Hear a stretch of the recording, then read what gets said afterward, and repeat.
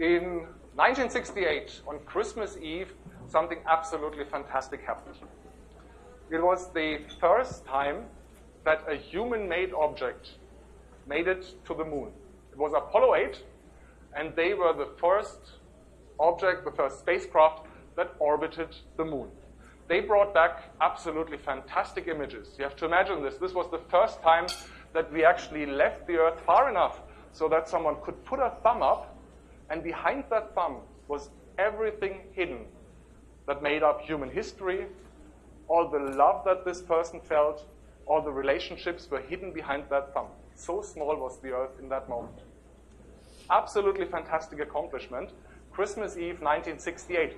And because of that occasion, because that was such an important event, and because it was Christmas, NASA did something they didn't do before, and they haven't done it since.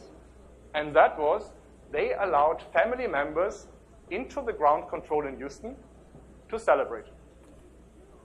So they had a nice party at ground control. Who of you has ever been to ground control in Houston? Who of you has seen the museum or any kind of photos? Not many in the room. It's remarkably basic when we look at it today. And at the time, this was really the height of technology. It was absolutely fantastic what was crammed in this room, and it essentially enabled us to go up there and to make possible what was possible. At that party, there was a little boy, son of a ground controller, and he asked his father, who is actually flying the spacecraft? This boy was standing there in the middle of the technology, and he couldn't see it. It looked like he did not understand what was going on. So the folks around thought, this is really cute. This is really nice. And they actually allowed him to go on the radio and talk to the astronauts. Bill Anders was the pilot of Apollo 8, and he answered the call of this boy. And the boy asked Bill Anders again, who is flying the spacecraft?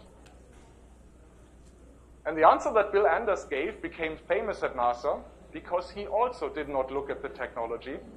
What he said was, most of the flying is done by Sir Isaac Newton.